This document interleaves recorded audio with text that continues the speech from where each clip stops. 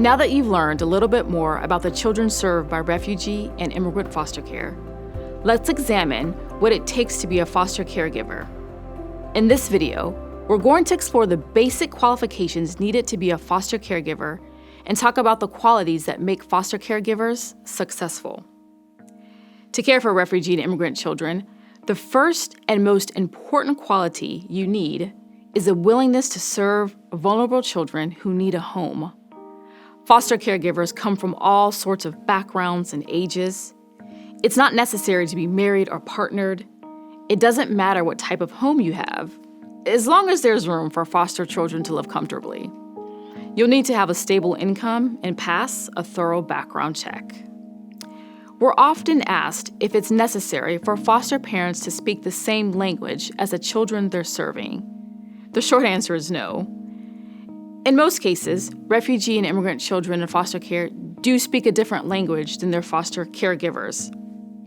This is certainly a challenge, but it's also a wonderful opportunity to build bridges between culture and language of your family and that of the children you'll welcome into your home. We will talk more in the next video about strategies foster caregivers use to bridge culture and language barriers.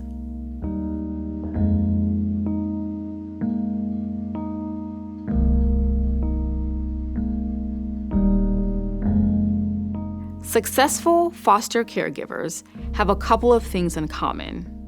They're patient, flexible, gracious, and teachable. Foster care is full of surprises, joys, and challenges.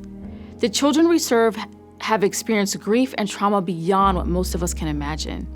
They're going through some of the most difficult circumstances of their lives, and they've been going through it all alone. Caring for these children isn't always easy, but we will be there to help you with whatever you need. If you're willing to be patient and flexible, and you're dedicated to their well-being, you'll be able to serve these children well. Foster caregivers also know it's okay to ask for help. Those who do it well surround themselves with support. That's why Bethany's staff walk alongside our caregivers during every step of their foster care journey. As a caregiver, you'll have around-the-clock support to answer your questions and deal with any issues that arise.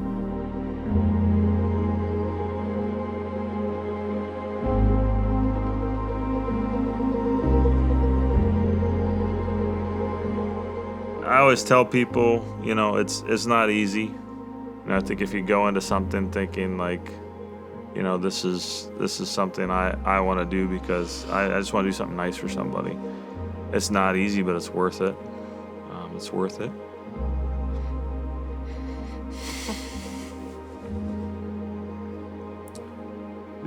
We love these kids. They're our sons. And even in the hard days, it's worth it. And so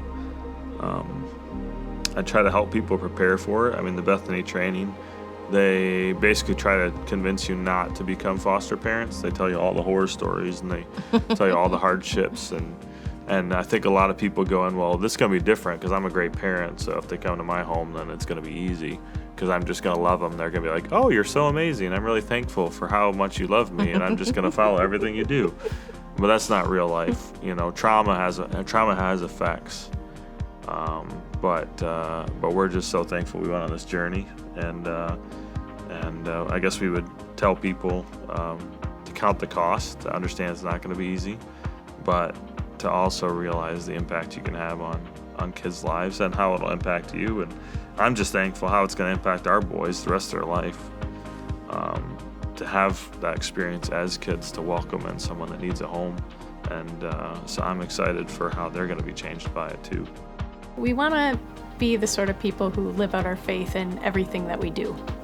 Rather than just being generous and give some money here and there to church or to some various organizations, we wanted to invite people into our family, right? We wanted to kind of expand the definition of what family can look like.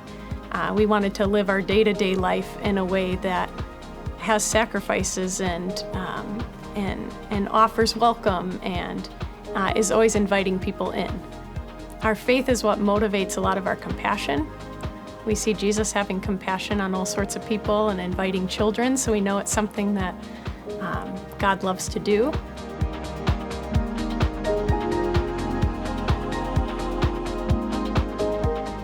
In the following videos, we'll talk about more specific ways Bethany supports foster caregivers and how to cultivate a community of support around you and the children you will serve.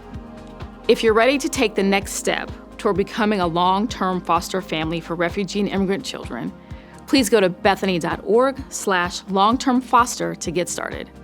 Or join me in the next videos where we will dive into specific responsibilities you will have as a foster caregiver for refugee and immigrant children and learn how to navigate some of those common challenges.